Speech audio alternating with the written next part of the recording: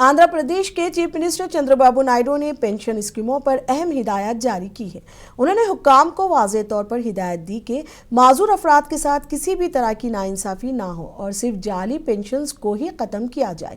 वज़ीर आला ने कहा कि अराजी सर्टिफिकेट लेकर माजूरी या हेल्थ पेंशन हासिल करने वाले मुस्तहिकीन को भी हस्बे साबिक हर माह बाकायदगी से पेंशन फराहम की जाए। इस सिलसिले में जारी नोटिस को फौरी तौर पर वापस लेने के अहकामात भी दिए गए। तेलुगु देशम का कहना है कि वाईसीपी दौर के बोगस पेंशन खत्म करने से असल हकदारों को फायदा पहुंचेगा।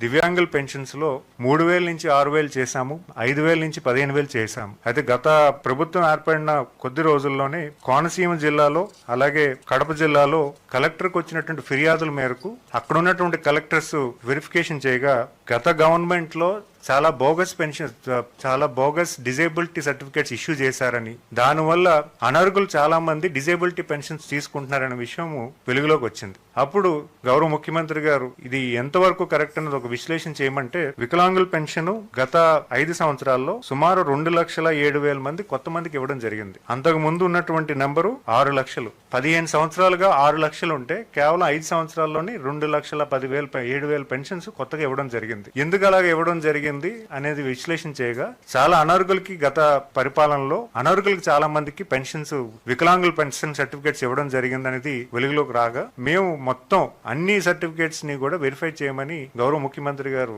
ఆదేశాలు ఇవ్వడం జరిగింది. చాలా పారదర్శకంగా అంటే ఎవరైతే హెల్త్ పెన్షన్స్ ఉన్నాయో వాళ్ళ ఇంటికి డాక్టర్ వెళ్లి వెరిఫికేషన్ చేయడం జరిగింది. ఎందుకంటే 9 months ప్రాసెస్ ఇది ఈ రోజు చేసింది కాదు. సుమారు 9 నెలలుగా దీని ప్రాసెస్ ఇనిషియేట్ చేశారు. ఎక్కడా కూడా అధికారులకి గాబరా పెట్టలేదు, లేకపోతే అధికారులకి ప్రెజర్ పెట్టలేదు. చాలా పారదర్శకంగా చాలా ట్రాన్స్పరెంట్ గా చెప్పడం జరిగింది. ముందుగా ఈ వికలాంగులకి పలానా రోజు ఇక్కడ వెరిఫికేషన్ కి మీకు స్లాట్ ఓపెన్ చేశాము, ఆ స్లాట్ కి మీరు అటెండ్ అవ్వాలని వాళ్ళకి రిక్వెస్ట్ చేశాము. ఆ స్లాట్ నిమిత్తమే ఆ రోజు వికలాంగులు ఎవరైతే ఉన్నారో వాళ్ళు కూడా వెళ్ళి వెరిఫికేషన్ చేసుకోవడం జరిగింది. ఈ వెరిఫికేషన్ ప్రాసెస్ అంతా కూడా సుమారు 7,95,000 మందికి రీవెరిఫికేషన్ లో 5,50,000 మందికి సుమారుగా రీవెరిఫికేషన్ ప్రాసెస్ కంప్లీట్ అయింది. ఈ 5,55,000లో ఉన్నటువంటి సర్టిఫికేట్స్ అన్ని కూడా ఈ రోజు అప్లోడ్ అయ్యి అందులో ఇనెలిజిబుల్ ఎవరైనా ఉంటే వాళ్ళకి కొంత నోటీస్ ఇవ్వడం జరిగింది. అందులో కొన్ని టెంపరరీ సర్టిఫికేట్స్ లోకి కన్వర్ట్ అయ్యాయి. అంటే గతంలో మనకి ప్రాసెస్ లేకపోవడం వల్ల అంటే సర్టిఫికేట్స్ అనేవి కొన్ని మాన్యువల్ సర్టిఫికేట్స్ కూడా ఉన్నాయి గతంలో.